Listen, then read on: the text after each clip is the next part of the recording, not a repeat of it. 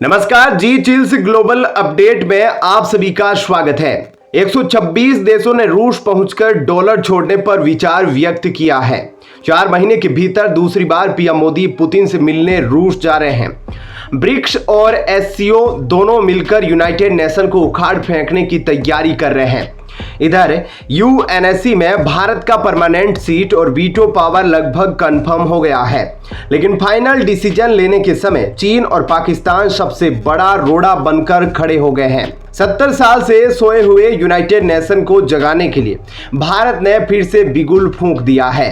एक बार फिर से विदेश मंत्री एस जयशंकर की टीम यूएन में आर पार के मूड में नजर आ रही है। देखिए, दूसरे विश्व युद्ध के बाद दुनिया में काफी बदलाव हो चुके हैं और अब हम मल्टीपोलर वर्ल्ड की ओर बढ़ रहे हैं। भारत दुनिया का अभूतपूर्व शक्ति बनकर उभरा है, लेकिन इतने बदलावों के बाद भी संयुक्त राष्ट्र सुरक्षा परिषद में सुधारों की कोई ठोस पहल नहीं हुई है।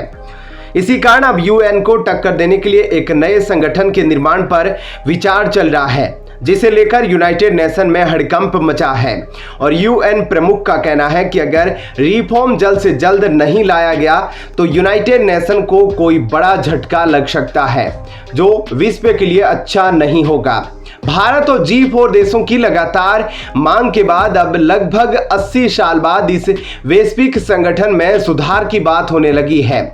इस बदलाव में भारत सबसे प्रमुख भूमिका निभा रहा है। G4 देशों में भी भारत को सबसे पहले वीटो पावर मिलने की उम्मीद है, क्योंकि भारत न केवल आर्थिक महाशक्ति बन गया है, बल्कि युद्ध रोकने से लेकर दुनिया के कई महत्वपूर्ण समझौतों में अहम भूमिका निभा पा रहा है। अभी यूएनएससी में सिर्फ 5 स्थायी सदस्य हैं, अमेरिका, चीन, रूस, फ्रांस और ब्रिटेन। लेकिन भारत कई मामलों में इन 5 देश से आगे निकलता जा रहा है। आर्थिक महाशक्ति बनकर हमने इकोनॉमी के मामले में रूस, फ्रांस और ब्रिटेन को पीछे कर दिया है। हाल ही में भारत ने दूसरा nuclear submarine INS Arighat launch किया। ऐसा करने वाला भारत पहला यूएनएससी का नॉन परमानेंट मेंबर है। अब तक यह काम सिर्फ 5 परमानेंट मेंबर ही कर पाए थे। इसके अलावा भी पिछले कुछ सालों में भारत के नाम कई महान मुकाम हासिल हो चुके हैं, जो भारत को 6ठा परमानेंट सीट देने की वकालत करते हैं। आगे कुछ और महत्वपूर्ण बात डिस्कस करने जा रहे हैं, लेकिन वीडियो में आगे बढ़ने से पहले एक ब्रेकिंग अनाउंसमेंट। देश और दुनिया की 100+ फटाफट ब्रेकिंग खबरों को देखने के लिए हमारे चैनल को सब्सक्राइब करें, बेल नोटिफिकेशन ऑन करना ना भूलें, ताकि हमारी सुपरफास्ट मॉर्निंग समाचार और इवनिंग बुलेटिन आप तक बिना किसी देरी के पहुंचे। याद रखिए, आप तक सबसे तेज 100 खबरें सिर्फ जी चिल्स पर। यूएनएससी में एशिया, अफ्रीका, लैटिन अमेरिका और दक्षिणी एशिया जैसे महत्वपूर्ण हिस्सों का कोई ठोस प्रतिनिधित्व नहीं है। हमारा भारत इन सब का प्रतिनिधित्व करता है और सबके लिए परमानेंट सीट की मांग कर रहा है। इसी कारण इन सभी क्षेत्रों का समर्थन भारत के पक्ष में बढ़ता जा रहा है और यूनाइटेड नेशन पर जबरदस्त दबाव बन रहा है। इसलिए अब एक बार फिर से सुरक्षा परिषद में सुधार की मांग जोर पकड़ रही है। अगर ऐसा जल्दी नहीं किया गया तो फिर ब्रिक्स और एससीओ दोनों मिलकर यूनाइटेड नेशन को टक्कर देंगे।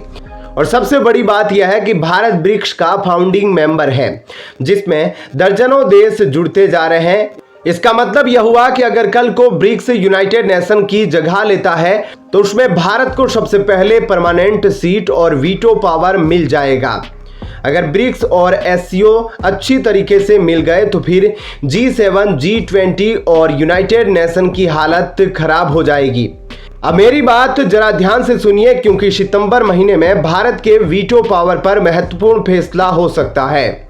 सितंबर में न्यूयॉर्क स्थित संयुक्त राष्ट्र मुख्यालय में आम सभा की वार्षिक बैठक होनी है। इस बैठक में यूनाइटेड नेशन रिफॉर्म पर बहस की जाएगी और किसे नया परमानेंट मेंबर बनाना है उस पर भी चर्चा की जा सकती है। एक तरह से कहा जा रहा है कि अमेरिका पहले भारत को परमानेंट सीट और वीटो पावर देने के लिए इच्छुक नहीं था, लेकिन चीन को काउंटर करने के लिए वह भारत को मजबूत बनाना चाहता है। इस कारण अब अमेरिका और ब्रिटेन दोनों मिलकर भारत का खुला समर्थन कर रहे हैं। इधर सियरा लियोन के राष्ट्रपति जूलियस मादा बायो ने अफ्रीका के लिए 2 स्थायी सदस्यता की मांग को फिर से उठाया है। आप सभी को जानकारी के लिए बता दें कि इस वक्त यूनाइटेड नेशन की अध्यक्षता सियरा लियोन कर रहा है, इसलिए इस देश की तरफ से आए गए सभी बयान बेहद महत्वपूर्ण हो जाते हैं। इस बीच भारत ने भी एक बार फिर से सुरक्षा परिषद में सुधार की मांग की है और कहा है कि यह काम तेजी से और पारदर्शी तरीके से होना चाहिए। अब भारत यूनाइटेड नेशन को सलाह या कोई मशविरा देने का काम नहीं कर रहा है। वह समय बीत चुका है। भारत अब सीधे यूनाइटेड नेशन को धमकी देना शुरू कर दिया है, क्योंकि भारत के पास कई नई ताकत आ गई है। भारत का हौसला इसलिए मजबूत है क्योंकि चीन को छोड़कर लगभग पूरी दुनिया भारत के समर्थन में खड़ी है। रूस, फ्रांस, ब्रिटेन, अमेरिका, यह सब दुनिया की महाशक्ति है और इन्होंने भारत को वीटो पावर देने के लिए ग्रीन सिग्नल दे दिया है। आप सोच रहे होंगे चलो ये सब तो ठीक है, लेकिन पाकिस्तान का क्या करे? वह भी तो एक रोड़ा बनकर खड़ा है। तो अब मेरी बात जरा ध्यान से सुनिए। पाकिस्तान को चलाने वाला अमेरिका है। इस वक्त वह चीन के दम पर उछल जरूर रहा है, लेकिन उसके उछलने की शक्ति और बिजली अमेरिका से आती है। अगर अमेरिका ने एक बार पाकिस्तान को कह दिया कि भारत को परमानेंट सीट देना है, तो फिर पाकिस्तान को औकात नहीं कि वह अमेरिका की बात टाल सके। और सबसे बड़ी बात यह है कि जल्द ही अमेरिका में भारतीय मूल की कमला हैरिस राष्ट्रपति बनने जा रही है। अगर ऐसा हुआ तो भारत को कई बड़े फायदे मिल सकते हैं, जिसमें यूनाइटेड नेशन का परमानेंट सीट की सदस्यता में शामिल होना। अब आइए जान लेते हैं कि हाल ही में भारत ने यूनाइटेड नेशन के अंदर कौन सा नया गदर मचा दिया है। भारत की उप स्थायी प्रतिनिधि योजना पटेल ने हाल ही में जोर देकर कहा कि सुरक्षा परिषद में सुधार के लिए निर्णायक और पारदर्शी कदम उठाए जाएं। भारत ने मांग की है कि इस मसले का समाधान करने के लिए लिखित बातचीत की जाए। भारत ने साफ कर दिया कि अब केवल बोलने से काम नहीं चलेगा, बल्कि लिखित कामकाज भी होना चाहिए, और अगर ऐसा नहीं हुआ तो फिर बवाल मचेगा। उन्होंने कहा कि सुधारों की दिशा में प्रगति बहुत धीमी है और ये मौजूदा जटिलताओं को देखते हुए पर्याप्त नहीं है। उनके इस बयान में भी दम है। पिछले 70 सालों से रिफॉर्म के मामले में कछुए की तरह चल रहा है यूनाइटेड नेशन, जबकि परेशानियां बढ़ती जा रही है, जिसे बार बार यूनाइटेड नेशन नजरअंदाज कर रहा है। भारत ने इस सुधार प्रक्रिया के लिए IGN फ्रेमवर्क में लिखित बातचीत पर जोर दिया है। इस फ्रेमवर्क की चर्चा हम पहले भी अपने चैनल पर कर चुके हैं, लेकिन अभी तक कोई ठोस नतीजा नहीं निकला है। यहां तक कि एंटोनियो गुटेरेस ने भी उम्मीद जताई है कि सदस्य देश समझदारी दिखाएंगे और सुरक्षा परिषद में सुधारों को लेकर परिणाम शामिल होंगे। वह सुधारों के पक्ष में मुखर रहे हैं। खासकर अफ्रीका के लिए स्थायी सदस्यता की बात को लेकर उन्होंने कई बार जोरदार ट्वीट भी किया है।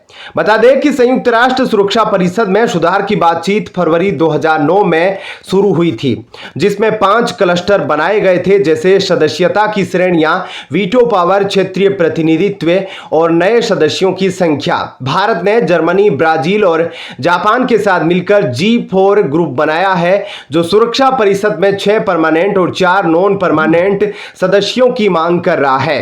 दूसरी तरफ पाकिस्तान ने इटली के साथ मिलकर UFC ग्रुप बनाया है, जिसे चीन का भी समर्थन है। यह ग्रुप स्थायी सदस्यों की संख्या बढ़ाने का विरोध कर रहा है और एक नई श्रेणी का प्रस्ताव दे रहा है, जिसमें सदस्य देशों को लंबे समय तक चुना जा सके। पाकिस्तान ने भारत के लिखित बातचीत के प्रस्ताव का भी विरोध किया है।